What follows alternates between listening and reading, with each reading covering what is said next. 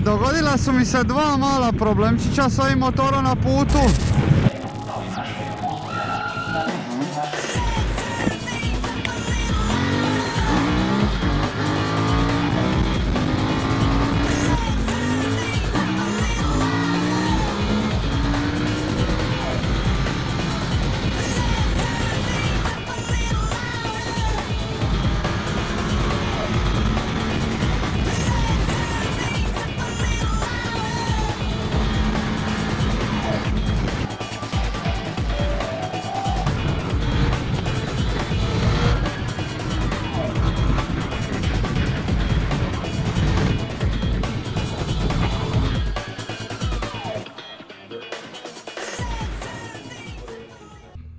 Za sada nema nekih velikih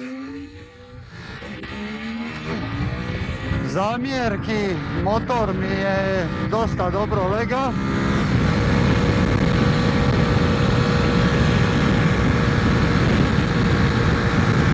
I evo me neko zove, a ja naravno ne znam ući u poziv, ali nema veze. Uglavnom, na početku mi se činilo da će me guzica dosta rano bolit, jer mi se sjedalo sjedište činilo nekako tvrdo. Međutim, s vremenom mi je stvarno postalo ok, lipo se sidi, udoban je, malo sam upalio grijanje ručke, ali realno ne triba mi jer je dosta toplo i puše južni vjetar, tako da mi stvarno to nije potrebno. Ono što me iznenadilo je što motor stvarno s lakoćom vozi dosta dobrom brzinom. Kad uđete ovako u navigaciju, samo ne znam, nešto sam ovdje sad poremetija. Morat ću sad pogledat šta sam ovo poremetija. Nisam upalio navigaciju. Malo sam ja još novi u ovome, nemojte mi šta zamjerit. Bilo kako bilo, jedina stvar koja me nervira, kao i kod KTM-a, to su vibracije, ali ono, neko ko je već navika na takve ili slične agregate, neće mu biti nekakav problem. A ja sad nastavljam dalje, idem prvo riješiti ovo sa navigacijom, pa ću vidjeti dalje što i kako. Evo smo stigli u Zadar. Baran. Evo ga, izvolite. Hoće biti dosta, hoće. A? Dobro, sve lagano, evo, snima se. Bravo, ne treba mi to moraš bacit šaf. Hvala ti lipo. Pomalo.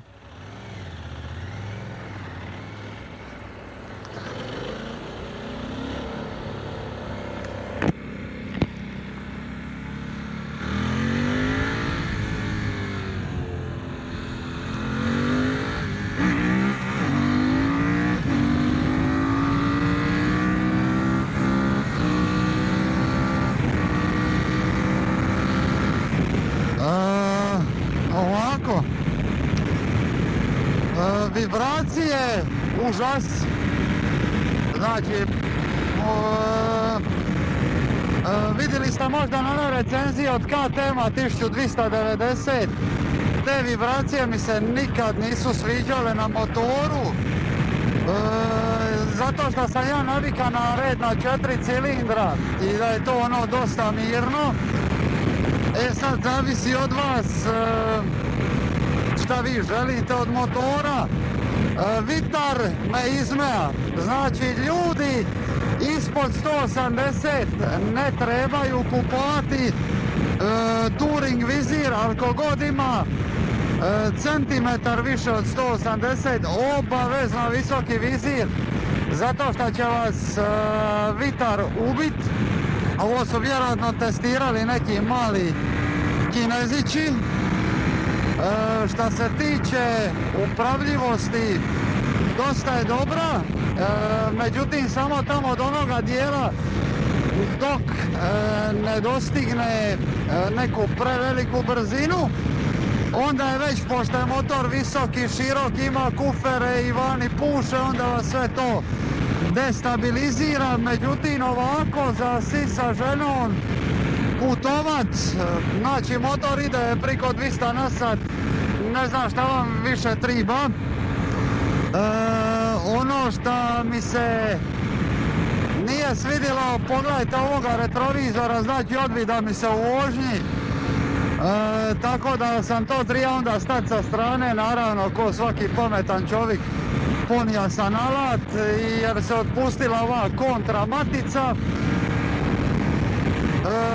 Da mi je bilo dosadno, je, zato što je putni motor je meni uvijek dosadan, još pogotovo na autoputu, ali motor je stvarno, evo ovih 150 km izdrža.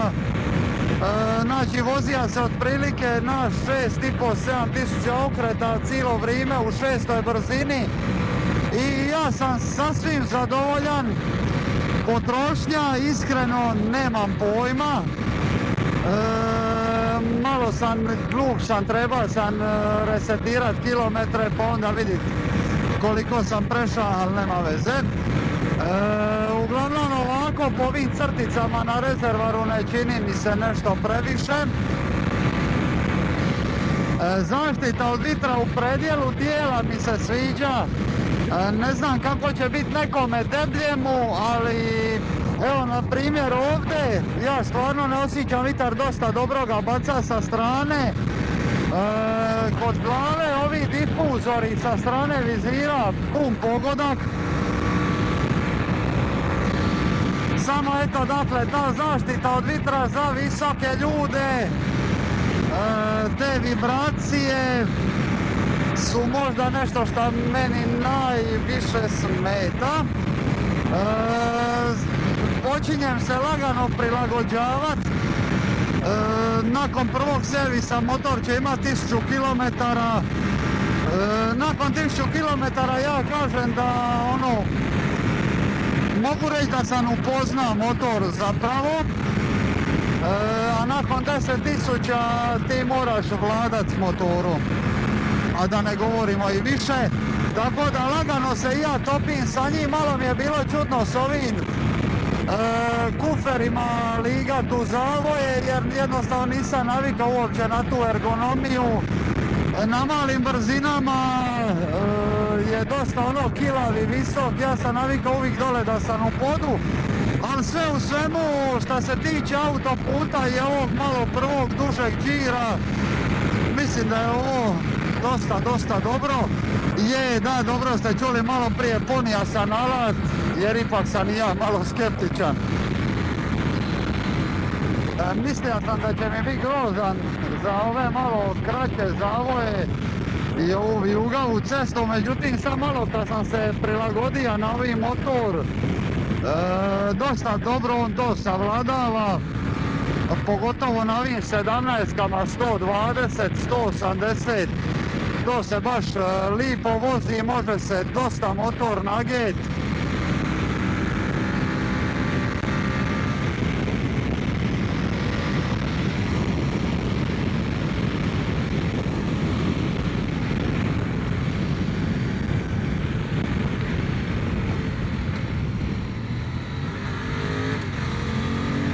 A može se malo iludira s ovim motorom, iskreno.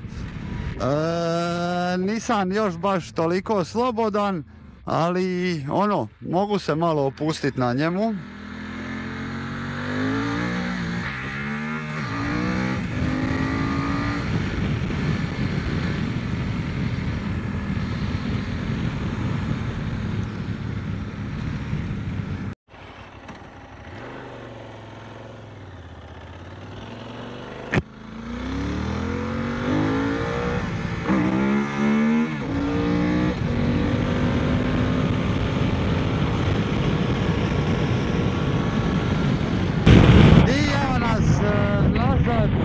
Idemo lagano prema Splitu, ovim putem, starom cestom naravno. Po autoputu je dosta dosadan u smislu adventura. Ja nisam jednostavno navika na to da ono sidem i da sidim ko u fotelji i da se vozim. I to je jednostavno nešto što meni osobno, tako reći, smeta. Međutim, kad se jave nekakve ovi zavoj i to, motor je stvarno vozan, ne primijeti se baš ta sva težina koja mi je u početku pravila dosta problema. Tako da to je nešto što je kod mene stvorilo takav utisak da je motor, bez obzira na svoju težinu, napravljen stvarno za put. Da mi je dosadan je, prvo zato što uopće nisam ni navika na ovakvu vrstu motora i tako dalje. Onda samim time mi je malo i čudno sve ovo, jer ja jednostavno nisam navika se voziti ovako, pogotovo s ova 3 kufera. Na autoputu kad sam dolazio puhalo je dosta. I šta je stvar, kad vam puše s ova 3 kufera, to su ko jedra. I ja sam nekako navika ležat ono na air motoru. I mogu vam čak reći da mi je to puno ugodnije nego ovako kad me ono zanosi, kad dolaze udari vjetra, onda vas ono lagano zanosi.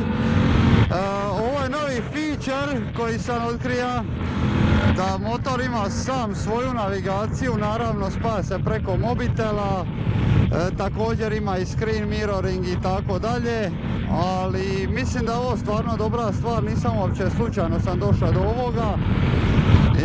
Uglavnom drži se ovdje ovaj enter button i onda se otvori ta cijela nekakav meni i onda piše tu skeniraj za downloadiranje aplikacije. I ja sam tako i napravio i downloadirao sam tu aplikaciju. I sad tu imate te raznih opcija.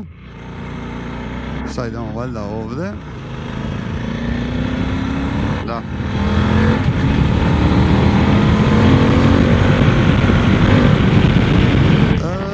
Prva godina je besplatna, svaka sljedeća se plaća, čini mi se $3, šta i nije puno. Realno možete koristiti besplatno ako upalite screen mirroring. Ovo sam ga čak spojio i na punjač od mobitela, jer ne znam koliko će baterije trošiti, a jutros nisam napunio bateriju u mobitelu, ali bar jesam u kameri, jel? Tako da sve u svemu ovdje je sad već malo dosadnija cesta, tako da za sad ćemo napraviti malu pauzicu. Mislim, vi ćete to sve gledati od komada naravno, a mi se vidimo na nekoj zabavnijoj cesti. Da, još jedna stvar. Dogodila su mi se dva mala problemčića s ovim motorom na putu. Prvi problemčić je kontra matica na ovome retrovizoru i na autoputu jednostavno ono kako sam se vozio dosta brzo, sam je odjedan put se ovi retrovizor otpustio, ništa šta ključ 10 ne može riješiti. I drugi problemčić je, naravno išao sam oprat motor, samo čas da ja vidim di se ovdje ide, jel ja, preko pruge. Uglavnom nisam sad sam zaboravio uopće i šta sam govorio.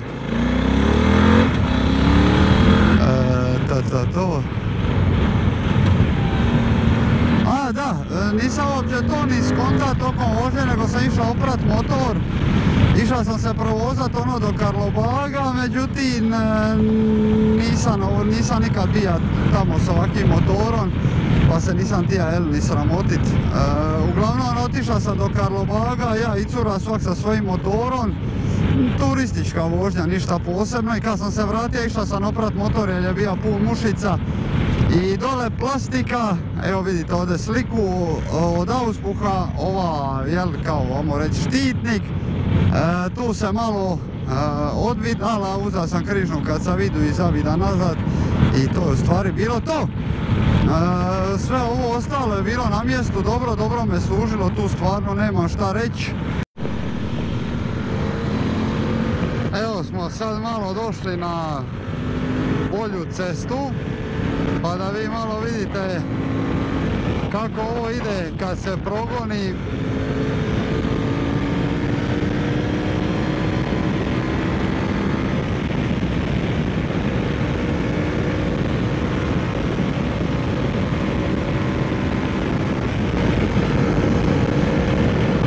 Za sada mi je... čekaj sad, nisam dobro zatvorio kacigu. Uglavnom, za sada mi je sve odlično. Osim ovoga zvuka, znači moram nabaviti auspuh pod hitno.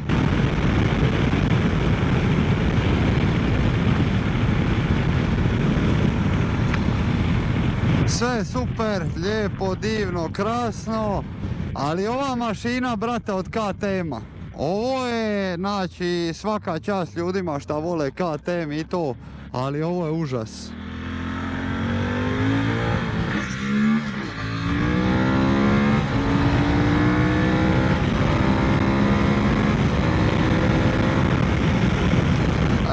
Mjenjač, također, ne znam kako bi to opisao, uglavnom, ajmo reći da je sam mjenjač u slobodnoj poziciji. I onda ima dosta prostora za gore i dole prije nego što upadne u brzinu. I onda nam to malo daje dojam da je mjenjač ono klapav. I stvarno čujete svaki put kad ubodete brzinu. Ali jel, to je kad imate KTM-u mašinu. RC8 mašine su dosta dobre, osim ove neke zadnje serije. Vibracija ovako kad sam u čizmama i u full opremi, osjećam mrvicu na nogama i mrvicu na rukama, tako da to je okej. Da ponavljam, malo je motor dosadan.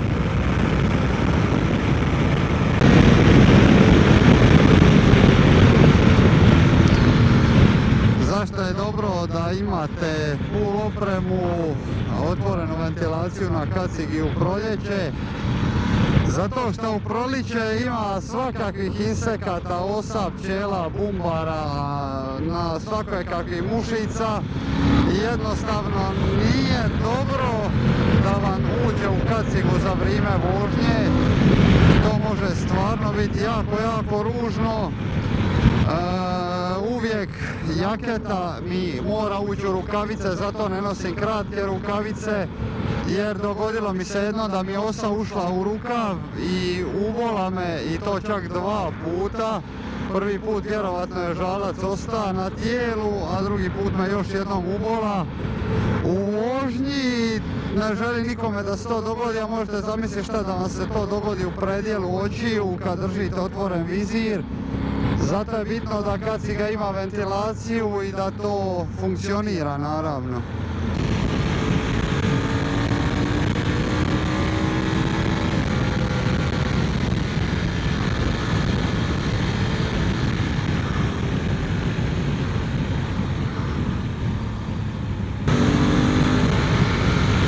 Pogledajte ovo kako ovo. Znači, s ovim motorom se stvarno može leći bez pardona. Ima dovoljno gasa, može vas iščupati iz opuke, tako da što se toga tiče, meni zadovoljava ove potrebe putovanja. Jedino što bi ja napravio je za ovako malo bržu vožnju, maka bočne kufere. Prvo zato što nisam navikan na njih, smetaju mi, a drugo malo se manje mogu provozati brže i naravno to mi stvara problem.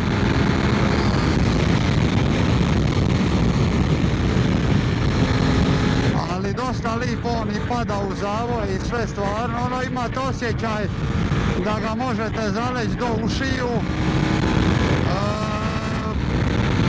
Mogu vam pokazati kad stanem. Mogu vam pokazati kad stanem, mislim da mi možda na prednjoj gumi ostaje još prst do kraja, stražnju sam cijelu ispegla, tako da što se toga tiče to mi je dosta dobro.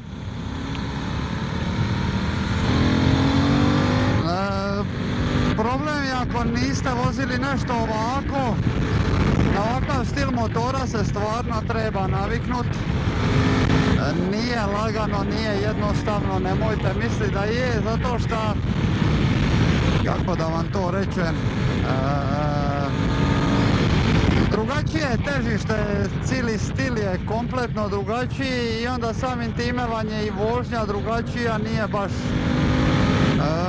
nekakav standard i onda naravno se u tome svemu sve mijenja.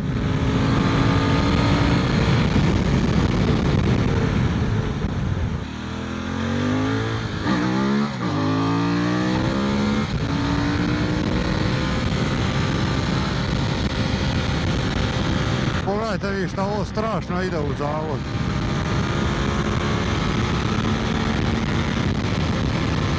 Doslovno koliko god mu gasa date.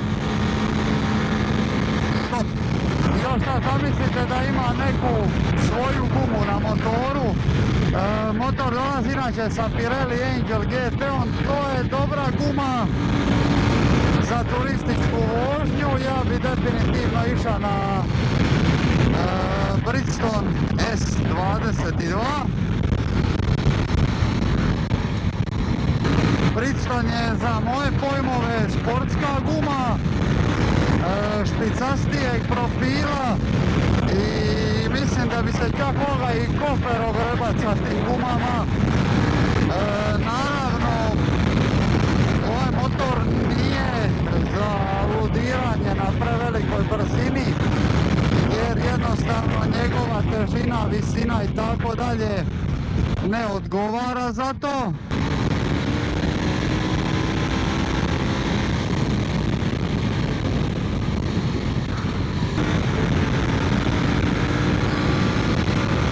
Ali definitivno ako se želite i provozat sa njim, prstena štapne, vrh prstiju, to je vrh stopala i može ga derat u zavoj bez ikakvih problema, dosta dobro on to odrađuje. Marzocchi i vilice odrade i svoj dio posla. I ovo je sad već uživancija. Sad ja mogu reći da mi je u ovim trenucima ovaj motor zabavan, jer kao u putnom ste segmentu, a opet se motor da dosta dobro provozat i možete ga voziti tako reći do granica. Sad kako će ko to uzesti sebi, ali ovo je po meni fantastično.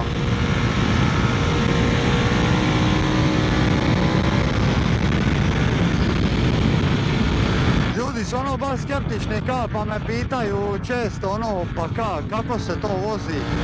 A ja govorim, vozi se odlično, mislim nema tu velike filozofije. Ljudi misle, znaš, kineski motor pa sad on se neće dobro voziti u zavoju i tako te stvari.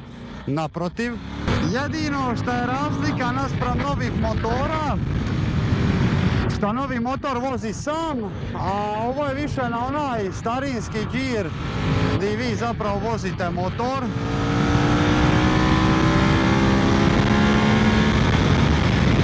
Jebate, znaš šta, podsjeti me ovako, baš novi KTM zvuk.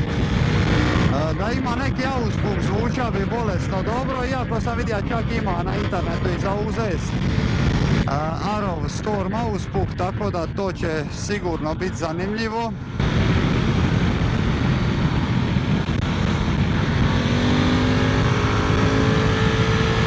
Baš lipo leži u zavoju. Ovjes mi je strašni dobar, točno ovakav kakav je. Doduše ja sam ga podesio za vožnju u dvoje, jer je ovaj motor mi prvenstveno tome i služi, tako da mogu otići nekad na neki izletit sa gospođom.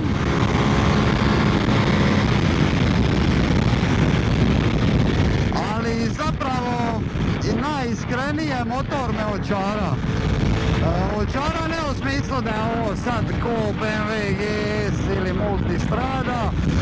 Očekivao sam puno manje i onda sad kad zbrojim sve ovo što sam dobija, pa ja sam zadovoljan. Da bi volio neke druge stvari, definitivno da nije KTM-ov agregat, mislim da postoji dosta dobrih također mašina od 800 kubika, gdje su naravno red na 2 cilindra. Jedan od njih je i ovaj Suzuki V-Strom 800. On također ima redni 800, međutim to je novi agregat, tako da njega ne možemo baš primijeniti ovdje, zato što Kinezi najčešće otkupe neku staru licencu, neke stare mašine koja više nije u proizvodnji, ne značeći nužno da je to loše, jel? Na šta bi ja najviše obratio pozornost oko ovih mojih prvih 1000 km. Očekivao sam stvarno malo, jako malo sam očekivao i možda mi je zato ostavilo toliko i dobar dojam, jer sam zapravo dobio više nego što sam očekivao da ću dobiti sa ovakvom vrstom motora, i još s obzirom da je Kinez. Tako da što se toga tiče, ali pogledajte ovu. Pun gas u četvrtoj, a počeo sam ga od 4000 davat gas. Tako da on to dosta dobro odrađuje. Za 10 godina mislim da će prišišat sve.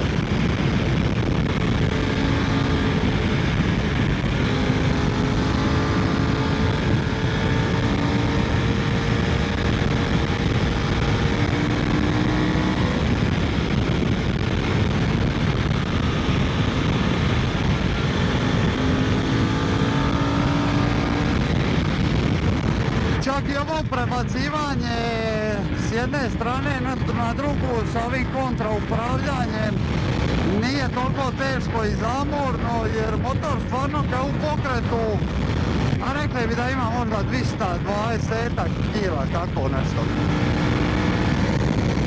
A ja nemam šta drugo nego da vam se zahvalim na vašoj pozornosti.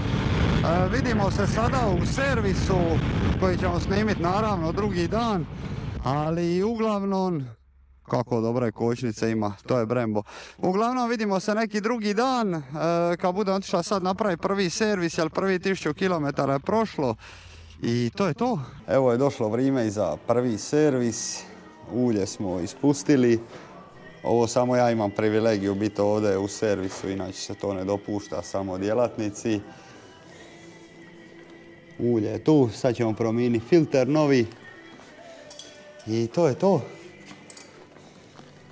Ulje ide novo, čak sam i zadovoljan bojom, a ono što ste vidjeli na putu znači ništa osim ove kontra matice ispod se nije odvidalo i ovdje ova mala vidica koju evo sad trebam, vidite ovo. Ali onda se to ću sad zategni, stavit ćemo malo loktajta i to je to.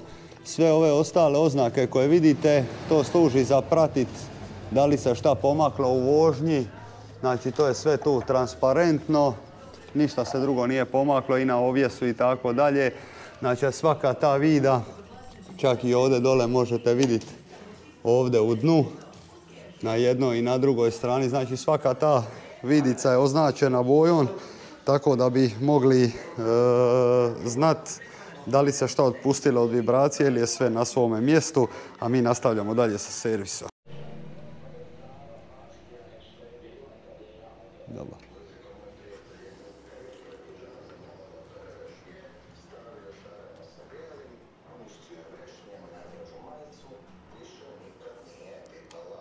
More.